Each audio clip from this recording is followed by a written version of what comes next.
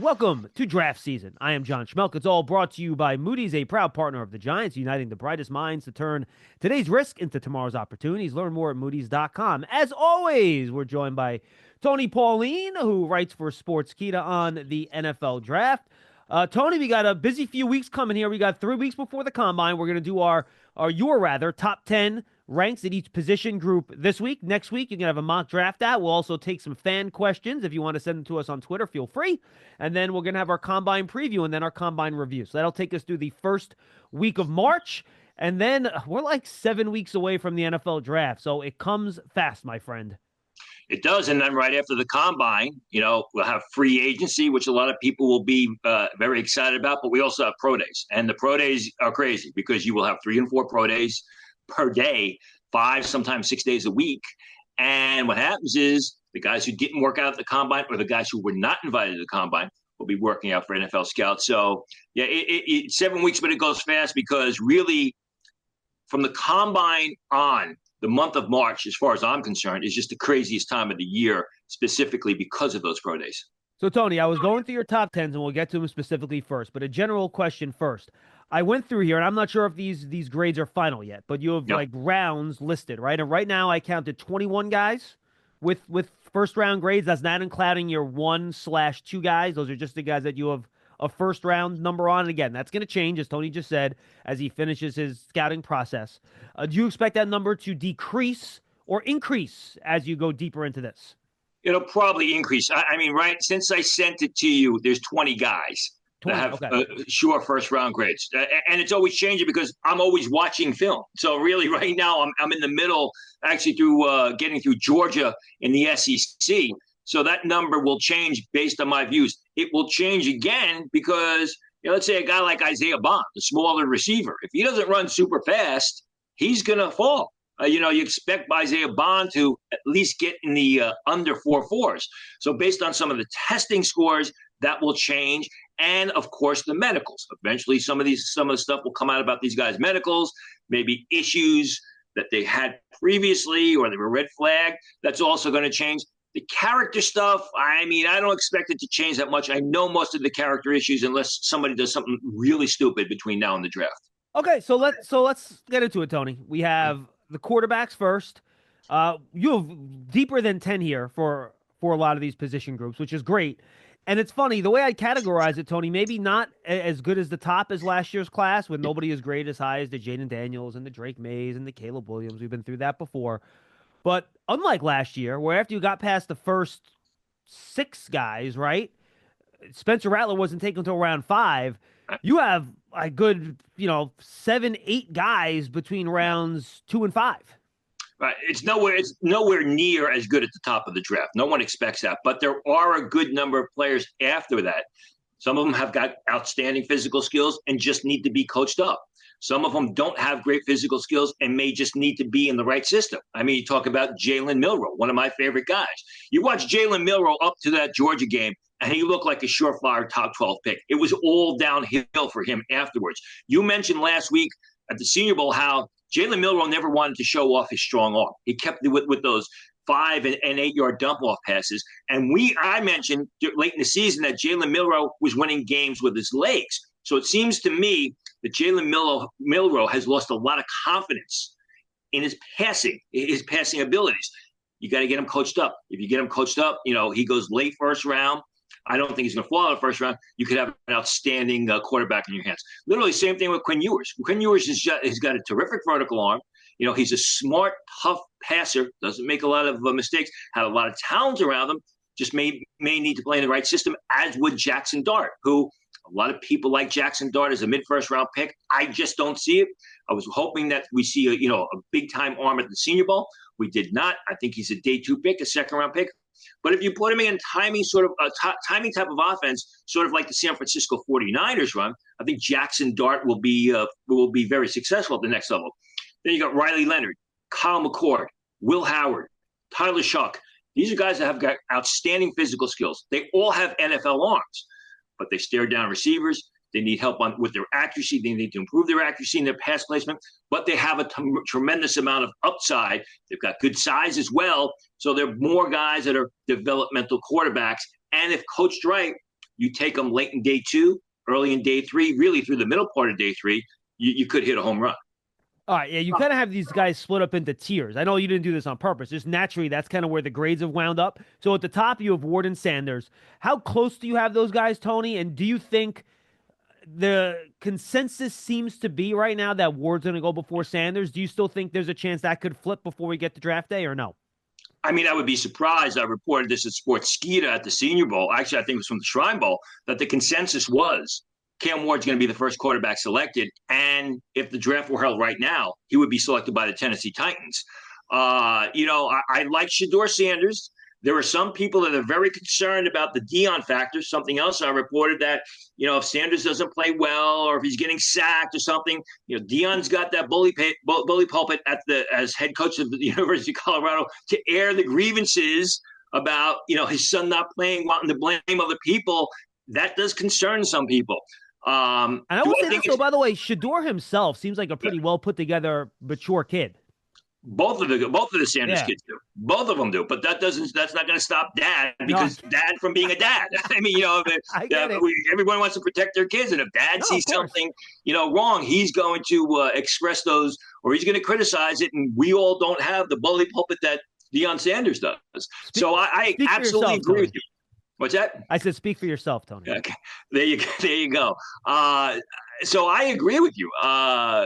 That is something. I think what's going to happen is, I think if both quarterbacks are there, a team is really going to have to like Shedeur Sanders much more than Cam Ward to take Shedeur Sanders over Cam Ward. I think if it's very close, the vibe I'm getting right now, though, is that if it's very close, they're going to lean towards Ward. Do you think Sanders gets out of the top 6, I'll say, because that's what the Raiders are selecting? I'd be shocked. I think the Raiders are going to have to trade up to get a quarterback. And, when you look at, you got the two other kids, you got Abdul Carter and Travis Hunter, and then it kind of drops off after that. I mean, you're going to take Mason Graham before Shedeur Sanders. You're going to take McMillan, the receiver out of Arizona, before Shedeur Sanders. I think there'll be the opportunity for a team like the Raiders that are in desperate need of a quarterback to trade up and get Sanders if he gets past the Giants selection. Yeah, I'd be surprised if those weren't the first 4 players taken, to be honest with you. If those aren't the first 4 players, Tony, I'd be surprised. I'm with you. All right, your next group, and your grades are kind of close on these 3 guys, is Milroe, who you mentioned. You still think he's first round. He'll get in there, right? Quinn Ewers and Dart. How close do you think those guys are? How confident are you that Milroe is going to be your third guy gone? Yeah, I think, the thing about Milroe is, I just, as I mentioned before, the passing has seemed to go away from him. He's got the great physical skills. He is a high character guy. He is well liked by everybody. He is a leader. It may be a situation where he just needs proper coaching. I mean, Alabama just hired Ryan Grubb, who basically developed Michael Penix probably a year too late as far as Jalen Milroe is concerned.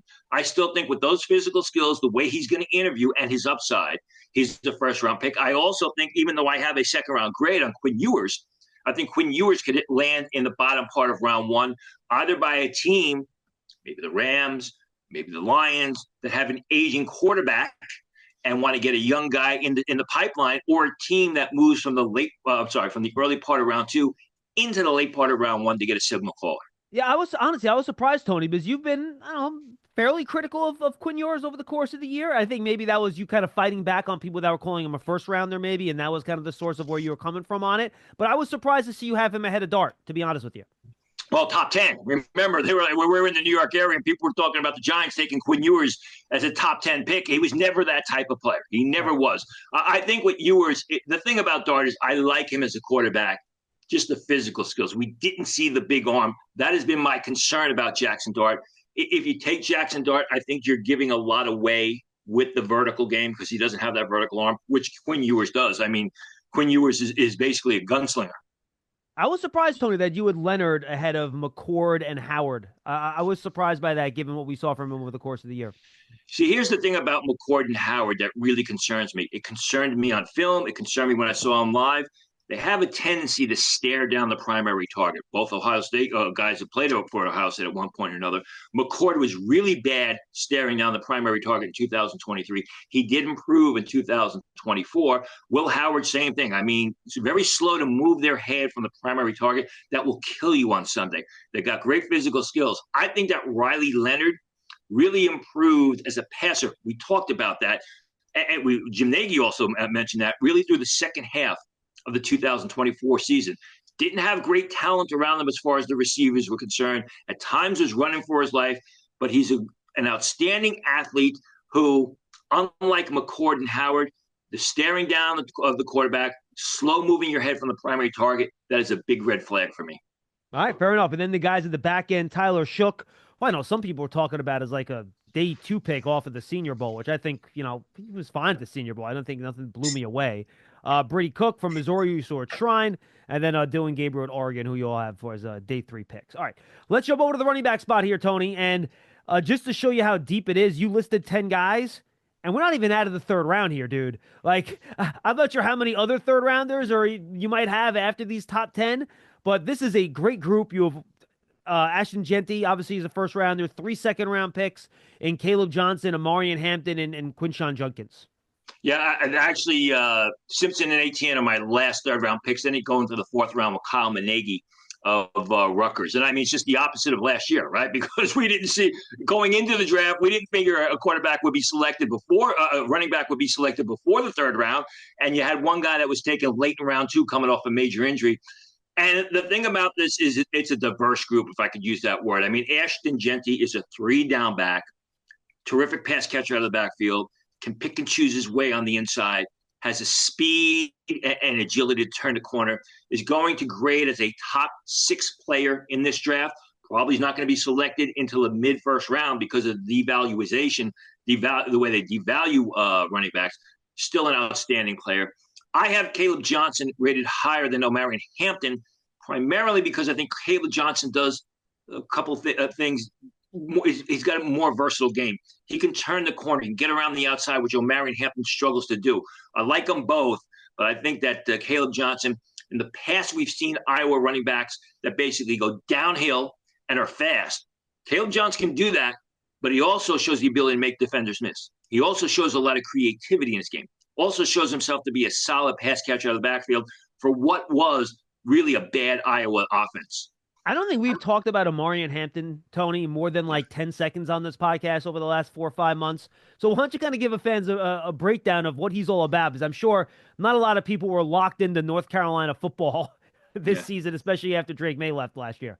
Big, powerful guy. I have an early 2nd-round grade on him. Grinds it out on the inside.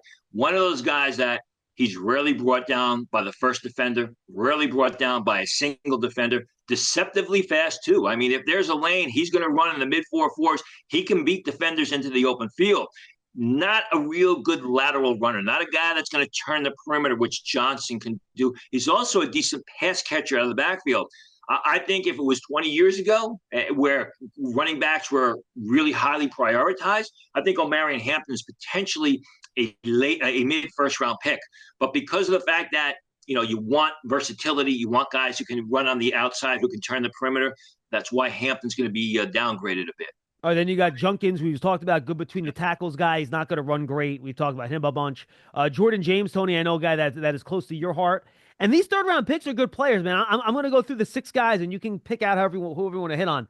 Jordan James, Damian Martinez, Cam Skattebo, Travion Henderson, Dylan Simpson, and then Trevor Etienne. Some good players there, man.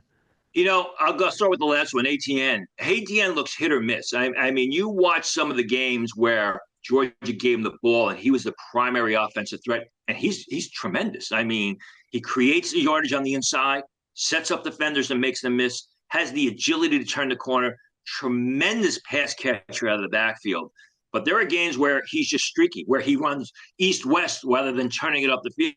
Travion Henderson, I spoke at length. I have him as a 3rd rounder. Maybe he goes a little bit later because of injuries. But a guy, all you got to do is watch Ohio State. And when they needed a big play, he basically he produced. Cam Skattebo, I know a lot of people love him. How can you not like him? Reminds me a lot of Brian Leonard, who was a 2nd-round pick out of Rutgers years ago. not a tall guy, but a big guy who loves physical contact. But again, the versatility, the inability to turn the outside, to And turn the speed, corner. right? Speed there is an issue. Yeah, he's a 4'6" guy, and as far as I'm concerned, reduces his appeal. I love Damian Martinez, and I know that he transferred from Oregon State to Miami. They had good running backs there, so he was not the feature runner. He was a situational runner. And that may be good because he didn't get a lot of wear and tear last year, but he's a guy who's 240 pounds, but he runs like he's 215 pounds. He's quick. He's elusive. He makes defenders miss. Terrific pass catcher to the backfield. Again, I have him as a third-round pick. He could slide a little bit later, but as far as I'm concerned, Martinez could be one of the steals at the running back position, depending on where he's selected. Yeah, and I'll just throw one more thing there about ATN. I don't know if he was banged up at the end of the year for Georgia. He didn't seem to have that same type of pop that I thought we saw from maybe when he was at Florida. But at the Senior Bowl, when we saw him, Tony, he had that pop again. He had some nice burst to his game. So I wonder if he was playing through something at the end of the year there, which I think would be interesting if we could find that out. Too up and down. But again, I mean, when you watch him at the top of his game against teams like Auburn or games against Auburn, I mean, he's a one-man show. Yeah. All right. Let's go to tight end. And I think it's telling that we're going to do tight end before we do wide receiver, given the classes. But you have 7 tight ends here, and all of them are third round or better, except for one, Terrence Ferguson, who, by the way, from Oregon, we talked about him on our Senior Bowl review. I would have him in the third round. So I think you're looking at 7 potential, top 3 round tight ends here. There could be more. Break down this list for me. You got 2 first rounders in Loveland and Warren. And I wonder if Elijah Arroyo might start getting into that conversation too.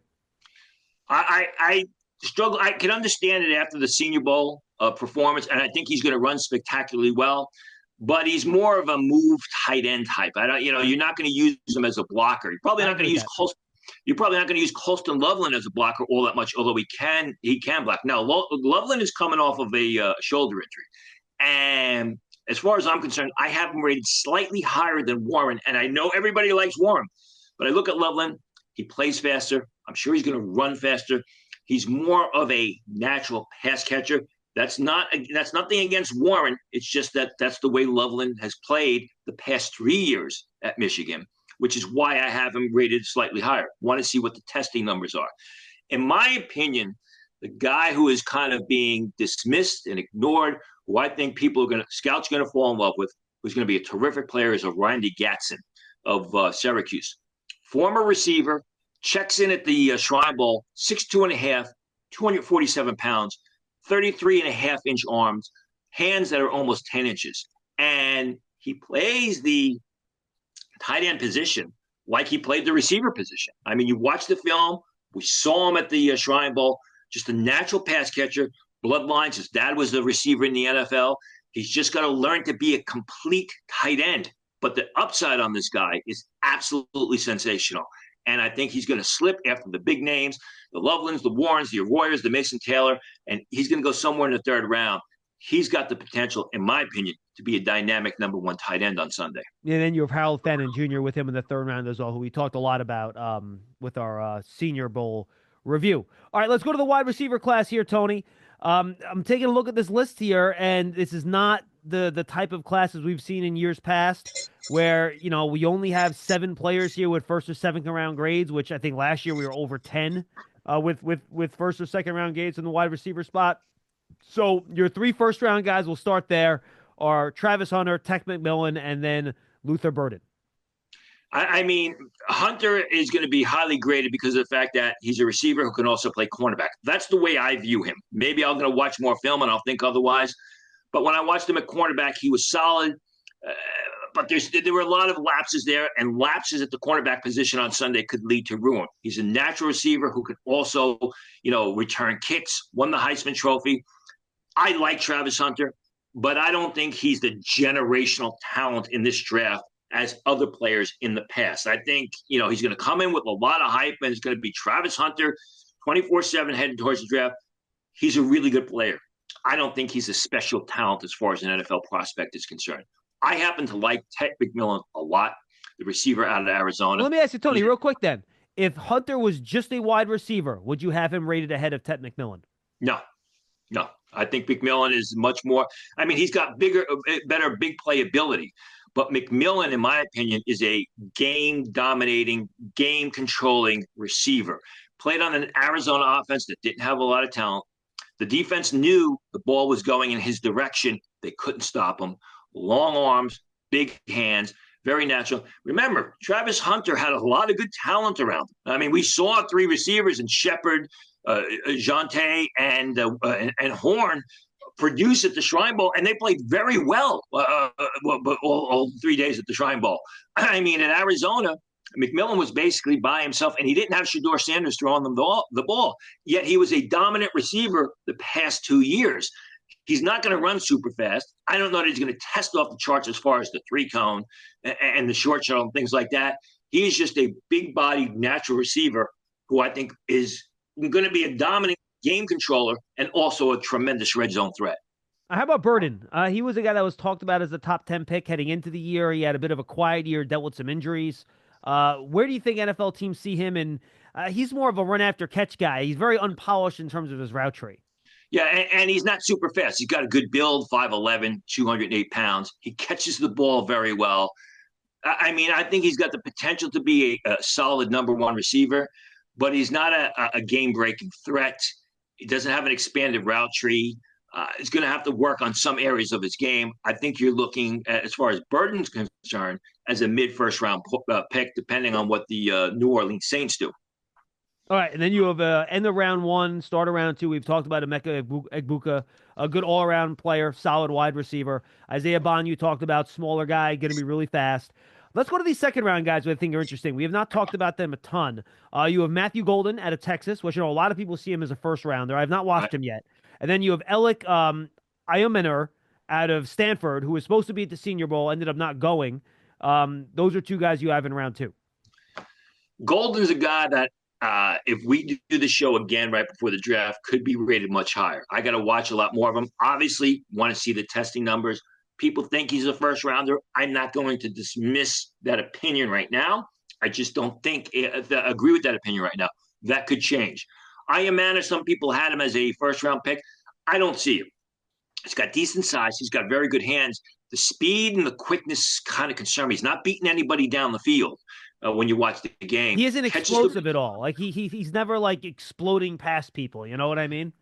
And he's not overly quick. He's very good at catching the ball.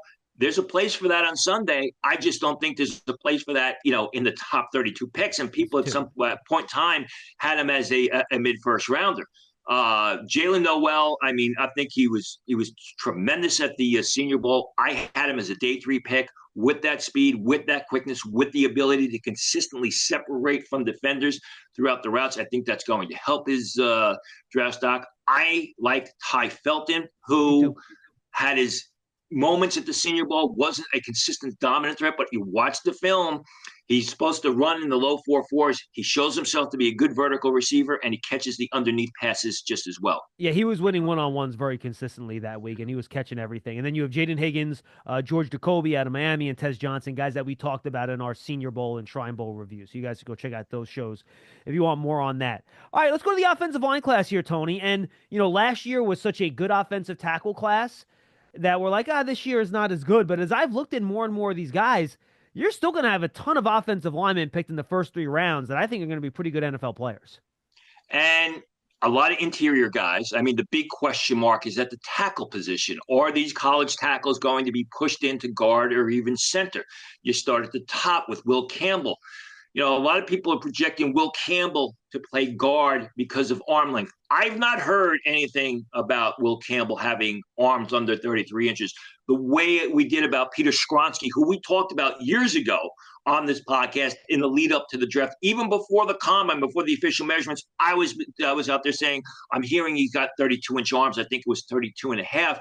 That came to fruition. I've not heard that about Will Campbell except on the outside. We'll see what happens. The thing with Campbell is this. He's athletic. He's long. He moves well. He can be a good pass protector. He just doesn't block with a nasty attitude. That's something I said early in the season on these podcasts in September when we were watching Will Campbell. That's going to be a concern from teams. He's going to be drilled about that at the combine.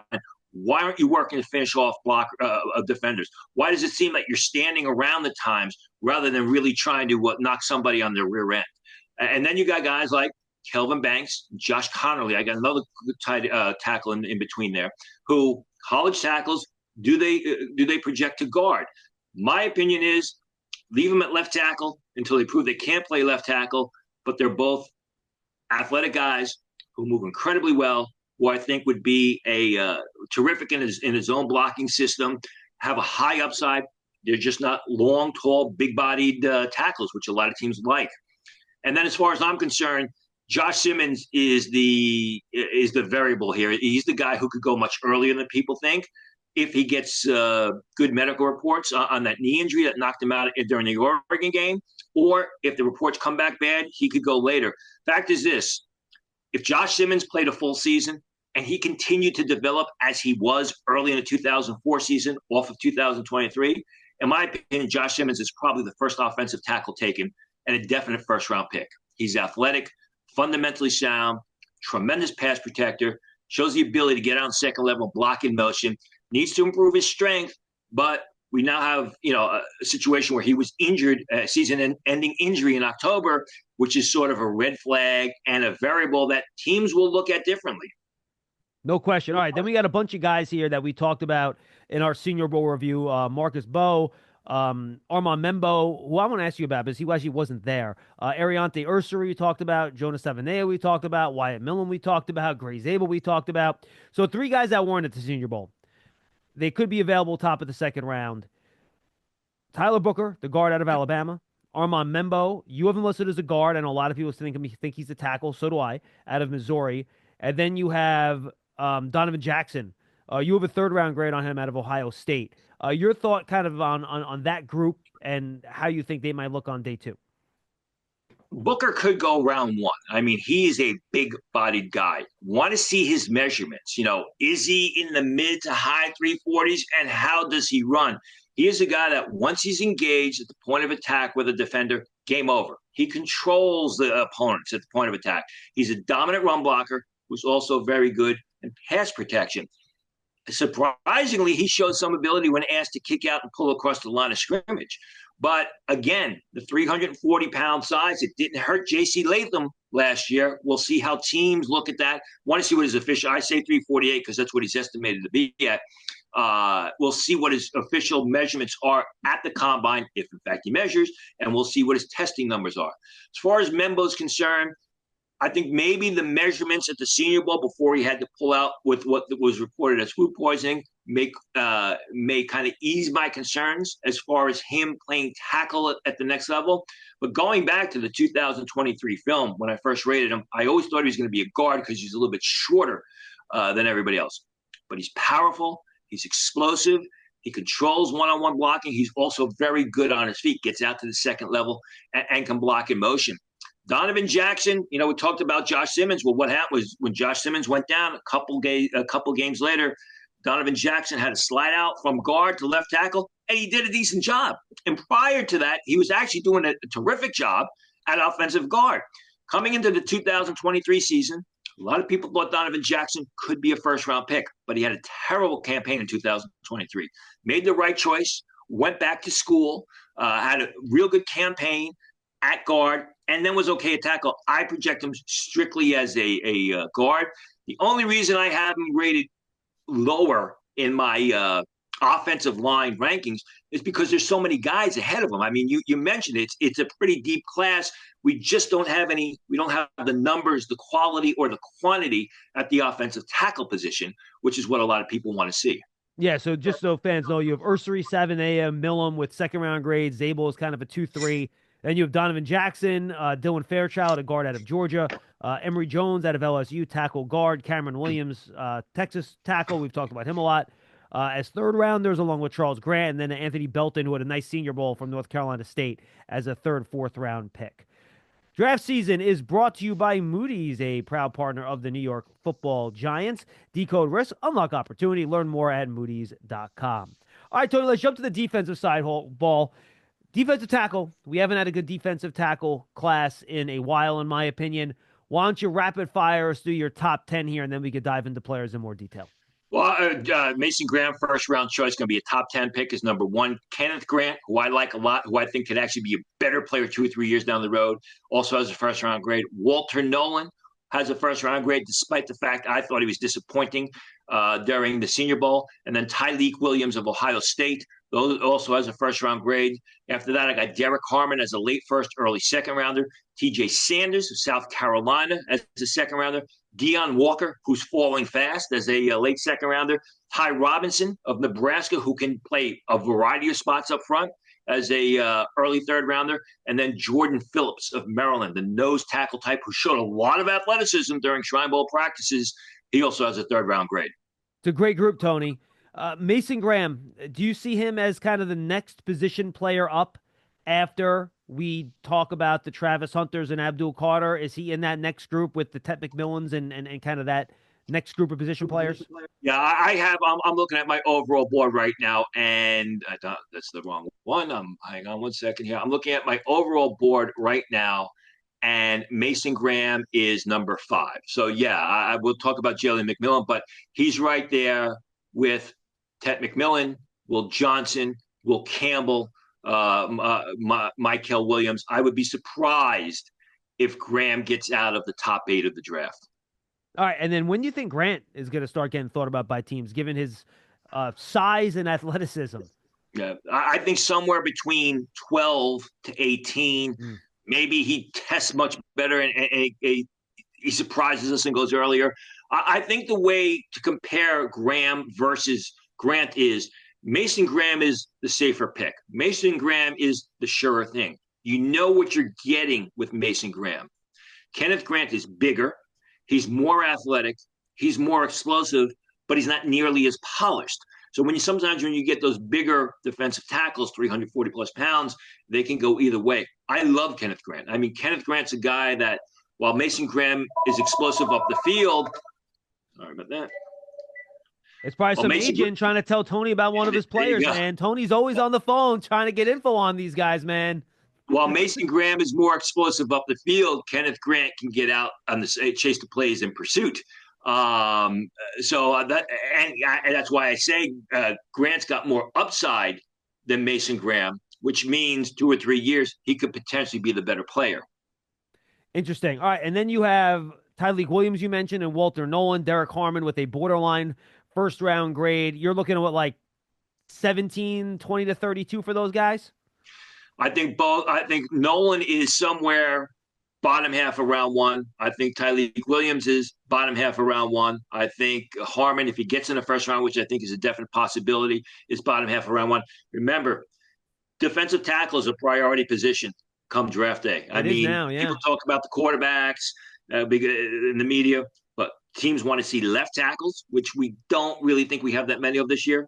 Cornerbacks, which we don't think we have that many this year. And defensive tackles. And there are a good number of defensive tackles that could end up as round 1 picks. Yeah, I mean, there are people that think now, Tony, to be honest with you, that having a really good pass rushing 3 technique is more valuable than having an edge rusher now because you're closer to the quarterback. Not only that is, you got guys in the middle who can occupy the blockers, and that will free things up for your edge rushers on the outside. All right, and then we talked about Deion Walker a bunch. TJ Sanders was at the Senior Bowl. I don't think we talked about him in our Senior Bowl review. I thought he was pretty good. I don't think he can jump out at me as whoa, TJ Sanders, unbelievable, but good, solid player. He has the ability to be incredible. You go back and you watch, and I don't grade players on one game alone. You shouldn't do that. But you go back and you watch TJ Sanders in 2023 against Georgia, good Georgia offensive line, and he was dominant. And he has the ability just to take over games. He's got good size. He's incredibly quick. He's also very athletic. And what that means is he can actually play in a variety of systems. He can play in a 4-man front. He can play in a 3-man front. And he's consistently making, or I shouldn't say consistently, but he has the ability to basically take over games and make game-changing type of plays. Yep, and then you have Deion Walker, who we talked a lot about. We know him. Ty Robinson, we've talked about a lot. Jordan Phillips out of Maryland. He was at Shrine. We talked about him in the Shrine review. Y.A. Block from Iowa. Josh Farmer, Florida State. Warren Brinson, Georgia, all Senior Bowl and Shrine Bowl guys. So we talked about all those guys on previous programs. All right, let's go to the defensive end position, Tony. This is mostly your bigger guys that play the edge, and then we have some of the outside linebackers in your next group that are more of the stand-up pass rusher types. Um, it's not, you don't just have a ton of big defensive ends anymore. A lot of these pass rushers are 250-pound stand-up guys, but you do have some pretty good players here, and many that could go in the first round. I think what you have here is you have guys that have a lot of ability, but need to finish their games, really need to polish their games. Michael Williams, Nick Scourton, Michael Green of Marshall, who you could easily put on an outside linebacker board. I do defensive end, outside linebacker versus edge because I'm old school and I'm kind of stubborn. But those three guys, are terrific pass rushers who just got to get bigger and stronger and complete their games. Same thing with, Shamar Turner of Texas A&M, Shamar Stewart have size. They've shown ability, but again, they need to elevate their games. Those I'm type surprised, guys. Tony, real quick. You have Turner as an end, not a tackle, huh? 290 pounds. I mean, in three-man front, I think he could play both end or tackle. But again, both of those guys have got tremendous ability. They just have to, step up their game. Where the next guy on my board is JT Tuimoloau of Ohio State, who has shown the ability to be a dominant player the past 2 years at Ohio State. He's there. He just needs consistency. He's more polished than the guys which I just mentioned. But the problem with Tuimoloau is he's very streaky. He'll show up and he'll dominate a couple of series. He'll dominate a half, and then he will disappear for stretches, which, is a problem. Came back to Ohio State, did win a national championship. I don't know that he's improved his draft grade from where it was a year ago. Yeah, and then you have Landon Jackson in the second round, someone we talked about who's at Senior Bowl. Jordan Birch is someone that we've talked about for 2 years now on this show, Tony. Bigger guy at 294 pounds. And then Tyron Ingram Dawkins, I think, is interesting. You have him in the third round. He was at the Senior Bowl. We didn't really talk much about him. Barron Sorrell out of Texas, he was there. And then Ashton Gillott out of Louisville. We talked more about last year than this year. Anybody you want to feature from that last group? Well, I mean, Birch, you don't know what you're getting. Birch is like some of the guys I've talked about before. If Jordan Birch had played the way he was capable of this season, he's a top 15 pick. He's a mid-first round pick. There was a lot of inconsistency. There's a lot of injury. But when he's on the field, he's dominant. He just doesn't do it enough. And a lot of it is because he's injured. Tyler Ingram Dawkins is a terrific pass rushing edge. Kind of surprised he entered the draft. He shows a lot of speed. He shows plays with great leverage and head level. Just needs to get a little stronger. Just needs a bigger body of work. Ashton Gillett, I mean, is he an end? Is he a defensive tackle? I was down on him because the stats weren't there this year compared to last year when he blew it up. But when you watch him, you see a lot of quickness. You see a lot of explosion. You see a lot of upside potential. I think with Gillett, 275 pounds, it's just a fit sort of thing. It's a scheme type of a situation. Are you going to use him as a defensive end in a four-man front, which is basically what he played at Louisville? Are you going to kick him inside? Are you going to put him in a three-man front? I just think he needs to be put in the right system.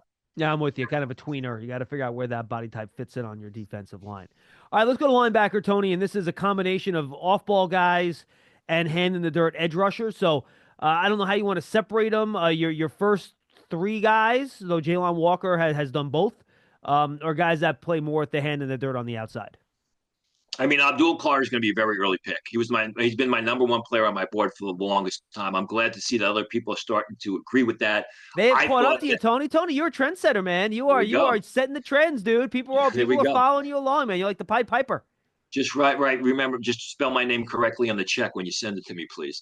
I thought that Penn State kind of did Abdul Carter a disservice lining him up at defensive end. I understand why they did it. They did it because that's what they needed for them to win. But Abdul Carter is much more than an edge rusher. I mean, he is a guy that can play in space. You go back and watch the 2023 film when he was basically a linebacker, and he can do it all. Jalon Walker, granted, I have sentimental feelings towards his play because when I watched him over the summer and when he was a backup in 2023, I said, watch this guy. There's always one player that pops up, in April, and the talking heads will say, hey, this guy's going to go much earlier. I think it's going to be Jalon Walker. All he's got to do is test well. But when you watch the film on Jalon Walker, he's an explosive pass rusher. I mean, to the point where he's beating offensive tackles, bigger offensive tackles with inside moves, not just wide edge rushes. But he also makes plays in space. I mean, he's tremendous speed laterally in pursuit. He gets depth on his pass drops. I have Jalen Walker highly, highly rated. I mean, when I say highly rated, he's in my top 6 as far as overall players. Let's see what happens. I have a feeling that Walker's a guy that's going to be talked about as we move towards the draft. Yeah, by the way, Not Tony, some people have, I'm sorry for interrupting. Some people have Michael Williams ahead of him, his teammate out of Georgia, ahead of Jalen Walker. I don't see it. I've watched both guys. I don't like Walker just has so much more burst and athleticism to him than Williams does, at least in my opinion. And he's strong for his size, and he can do more things. Listen, you could put Jalen Walker on the field on 3rd and 6, and you can use him as a pass rusher, or you can use him in coverage. You put Michael Williams on the field in 3rd and 6, it's strictly as a pass rusher. So that's why I really like Jalen Walker. James Pierce, I am not as high as other people are. Yeah, he's fast. Yeah, he's a terrific pass rusher, but he's thin. I mean, he's a small guy, and that's not really going to work well. He's going to have to get bigger. He's going to have to get stronger, and he's going to have to keep that quickness and speed on the field. Jihad Campbell, he's hands down the best off-ball space linebacker, if you will, whatever you like to call it. I mean, he is the guy that, whether it's stacking against the run, whether it's covering the pass, he's not a bad pass rusher. They didn't use him in that capacity too much at Alabama because they didn't need to. But he was the guy that, on 3rd and 6 can cover tight ends down the field, covers a lot of area, very athletic. Your first, traditional, say, 4-3 weak side or strong side type linebacker. And then you have 4 straight up 2nd-round picks. One is Olufemi Oladejo. He's your 6th ranked player here. He's in the 2nd round. We talked a ton about him. Then the other 3 guys are all off-ball linebackers. Danny Stutzman out of Oklahoma, Nick Martin out of Oklahoma State, and then Carson Schlesinger out of UCLA, Tony. Yeah, Stutzman is that. He's a stud. I mean, he is a tough, stout run defender. Didn't play in the Senior Bowl because he was injured. I know and that was a legitimate injury late in the season. The question with him is coverage, and we saw a lot of linebackers fail in coverage. But again, a real good 2-down linebacker who has the athleticism to develop into coverage. Nick Martin's a personal favorite of mine. I know he struggled with some injuries at points this year, but I mean, he is an explosive sideline to sideline guy who will fire up the field, defending the runner, rushing the passer, who can also cover tight ends on passing downs. Schlesinger is interesting. There are a lot of people who like him. I mean, again, sort of like Jihad Campbell in the sense that he is a pure off-the-ball linebacker. 10, 15 yards down the field in coverage, pursuing the plays laterally. It's going to be pulled out of the Senior Bowl late, which I know it was a big disappointment to teams because they wanted to see him in person. Be interesting to see how he tests. He's going to run relatively well. He's got good playing speed, but teams are going to want to see decent 40 times as well at the combine. Then you have Donovan Izaraku out of Boston College. Tony is a borderline 2nd round, early 3rd round pick. Barrett Carter of Clemson. That's the guy we talked about last year as an off-ball guy, speed guy, sideline to sideline. And then you have the Kyle Kennard and Jack Sawyer, 2 kind of solid edges we've talked about. And would you have Princely Uman-Mielen kind of in this group too? Kind of in that range? Yeah, I mean, he's basically a step down. I have him as a 4th rounder. I mean, flashed ability at the Senior Bowl, but really didn't show a lot of consistency. And that is the MO for his college career. I mean, there were times where he just took over games, and then there's other series, other halves, other games where you're like, was this guy even on the field? So I think that's going to be a big concern for teams. He's got great potential, though. I can understand why people would like him. I just don't see the consistency there. All right, let's jump to the defensive backs, Tony. You've sorted the corners and safeties together. This is not a great group this year. I think you might only have 1 first-round pick. Malky Starks at safety could slide into this 1st round, I think, still, and I think that's a good chance. So maybe 1 corner, 1 safety. Why don't you break it down for us? Why don't we go through the corners first, and then we'll kind of split the safeties off a little bit. Will Johnson, you go back in the 2023 film on Will Johnson, he looks like a top 10 pick. You go in 2024, you're like, what happened?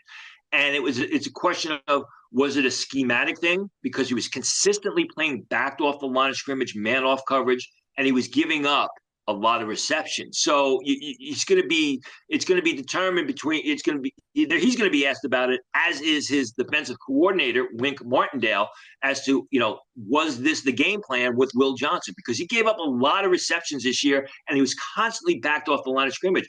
But again, the 2023 film, he was absolutely dominant. Then there's Ben Morrison, who started off slowly, had the hip injury. But again, you go back to the 2023 film when he was at the top of his game, and he was like, wow, I mean, this guy's a shutdown top 15 pick at the cornerback position because he was so good. Shannon Revell, I think Revell was a guy who his game was progressing. Incredible size, speed numbers. Going to go about 6'2", 190 pounds, legitimately runs in the 4.3s. I saw a lot of development in his game, especially with his ability to make plays with his back to the ball and get his head back around and track the pass in the air in the early part of 2024. But he suffered the knee injury in practice, which kind of ended his season. So he's kind of a wild card as far as the draft is concerned. And then one of my favorite guys, and someone who I think can go much higher than anyone thinks, is Jahdae Barron of Texas. Played a little nickel, played on the edge, did it all very, very well. Yeah, and those are your guys that you have at corner in the first and second round. Then you have Trey Amos kind of coming in at the back end of that second round, Tony, and then Kobe Bryant, a guy that we saw at Kansas. This is funny. I was rewatching some of the wide receiver DB one-on-ones at the Senior Bowl. Like Trey Amos, just disappears. Like I feel like midway through the week, and I didn't even notice it at the time. When I rewatched the tape, I'm like, why isn't Trey Amos taking more reps? And some people had him as a mid-first round pick. I never saw it with Trey Amos. I always thought he was a nice cornerback. Remember, Mississippi's his third school. Started at Louisiana, then went to Alabama, played last year at Mississippi. And I always thought he was a nice cornerback with upside. I just never saw a polished player that deserved top 32 mention in his game. You mentioned he was basically uninspired at the Senior Bowl. Then he went down with the injury, walked back into the locker room, and we didn't see him again. Yeah, and then Maxwell Hairston, along with Kobe Bryant. Hairston, we talked about him at the Senior Bowl. Bryant did a great job at the Shrine Bowl as potential third rounders. And how about safety, Tony? Obviously, this is not a class that your head over here is over. No, I mean, Malachi Starks at Georgia, very athletic, very explosive, shows some ability when he's placed over the slot receiver, though he's got to polish his ball skills. One of the more natural free safeties, if you will, center fielders in this year's draft, probably the only natural center fielder that's going to go early in the draft. It's going to be some people had him as an early first round pick. I think he's more mid to bottom half. Maybe a team, the Miami Dolphins desperately need a safety. The Colts could use a safety, so I think he goes somewhere in that range.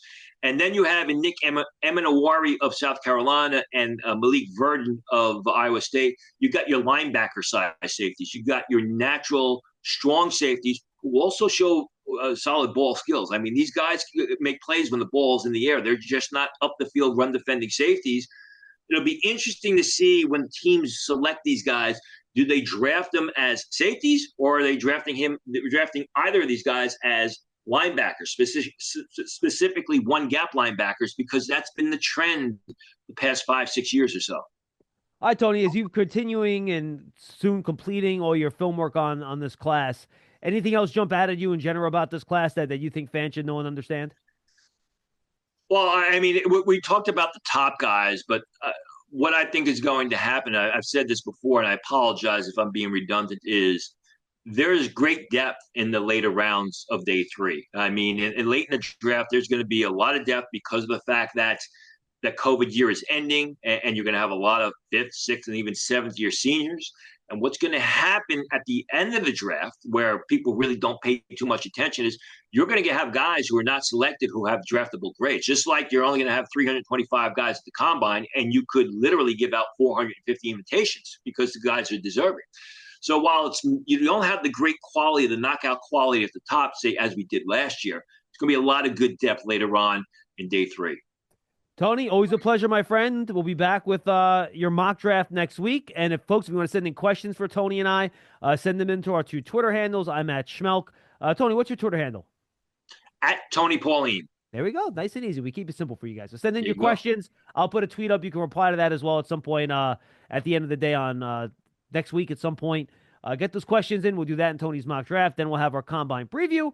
I'll see Tony down there. He'll jump on Big Blue Kickoff Live with us when we're in Indianapolis. I'm getting all my cities mixed up. And then we'll do our combine review when we get back, probably on Tuesday, because I think offensive linemen are doing Monday workouts, right, or something like that, or are they Sunday? Sunday. Sunday. Yeah, late Sunday. In Okay, fact, so I'm taking a late flight out Sunday, so to make sure I catch them all, because last year they had the specialists that the kickers go before the offensive linemen, and the offensive linemen didn't start till like two in the afternoon on Sunday, and just about everybody left. So this year, I think they pushed the specialists to Friday, and it's the offensive linemen have the field all to themselves on Sunday. yeah, I'm leaving on Friday night, so I will watch those drills. Luckily, NFL Network does a great job broadcasting all of those drills, and they show all the players. So I will have that on the DVR, and I will sort through that over the weekend, and then Tony and I will review that on the Monday after the combine. But two more shows before then. Make sure you come in and check us out. It's all brought to you by Moody's, a proud sponsor of the New York Giants. For Tony Pauline, I'm John Schmeelk. We will see you next week.